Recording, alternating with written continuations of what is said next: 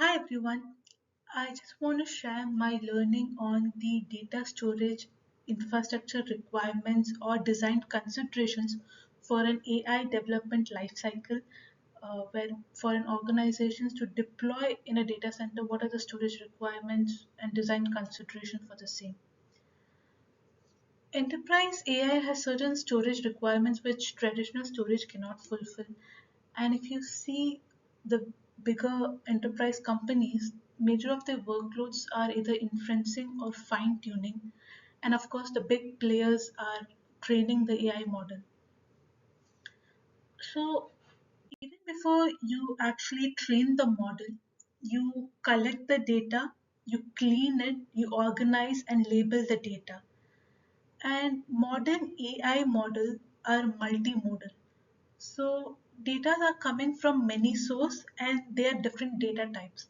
So it can be event log, transaction records, images, and the data is coming from cloud, from edge, or from on-premise. So you need a storage infrastructure which support mixed kind of workloads. So whether you're accessing a 1 KB metadata file or a 50 MB image file, you want your data storage to give the same rapid initial response. So the next phase, if you move to, is you're removing the duplicates in the data, missing data, or corrupt files. This is a data intensive and a compute intensive process. So you're often using you see organization using Python scripts, Spark, containerized apps for this. So you need a storage infrastructure to support multiple protocols, so whether it's NFS, SMB, or S3. In an AI infrastructure, the most expensive investment is GPU. So your storage performance directly affects the GPU efficiency. If your system cannot deliver both the small and the large file effectively, your GPU is going to stay idle, which will affect the compute cycle and which ultimately will affect your time to market and your investment on this AI infrastructure.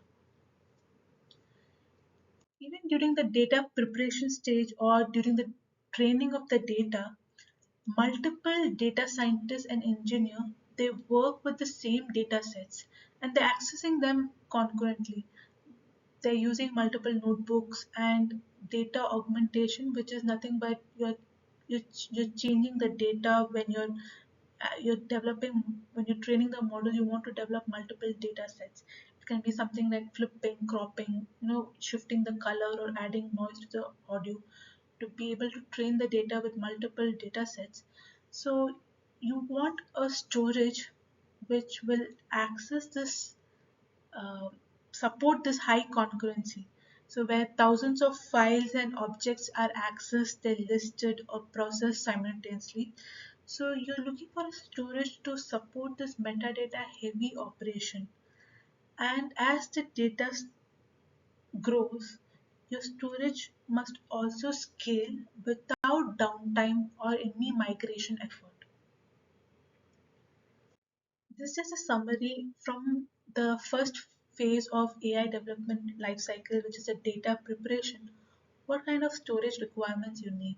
It should support billions of files, whether it's small or large, many sources of data, simultaneous read and write, millions of concurrent I/O operation, which is spoke about data augmentation, and the data storage should support multi-protocol. Talking about the next stage of the AI development lifecycle, the fine tuning. So many organizations they actually use open source LLMs. They fine tune these LLMs to adjust the parameters, basically the weights, where these parameters are updated, you know, a number of times, and this creates nothing but the checkpoints, which are the snapshot of parameters, and they are bursty in nature. And you do not want your GPU to stall, but to move from one iteration to another. So, from an underlying infrastructure perspective, it should support simultaneous operation, including low latency response, random and sequential access. And most of these AI workloads, they run on Kubernetes based containers, or they run on containers. So, and they run on containers because it gives its own advantage. It gives persistent storage. You're able to, it's easily scalable, and it is better in efficient use of GPU resource management. As we said, the most expensive investment in AI infrastructure is GPU. So you need an underlying storage infrastructure to support multiple CSI plugins. Now, during the file enumeration, that is, you're reading the file directory structure to identify what file exists where, and when you're training, and especially in the training jobs, they often load this millions of small files, this tokenized documents, this embeddings, this image frames. So if the enumeration or the loading of the data is slow, that means there's a training delay, which will again affect your time to market. So you need an underlying storage to support these billions of files in parallel to speed up the access for AI pipeline. Now, ML ops and AI team, they require infrastructure which is programmable and automatable. That means from their job submission to data provisioning, they're using tools like Terraform, Ansible, they're using Kubernetes and CI/CD tools. So they want a fully API exposed system. So you're looking for an API driven infrastructure which your underlying storage should support. Now talking about RDMA, remote direct memory access. It's nothing but it allows the data to be transferred directly from your storage to the GPU, bypassing the memory and RAM, where the memory and RAM speed is dictated by the PCI bus of it. So with RDMA, it eliminates the unnecessary CPU cycle, the memory copies, and this will enable ultra low latency and high throughput of your data movement. So in summary, RDMA will ensure zero copy, low latency data feed, which means your GPU is busy and productive. So RDMA must be supported in your underlying data storage, and you need an enterprise storage which will support a built-in data compression. It's very crucial, especially when you're using generative AI or RAG.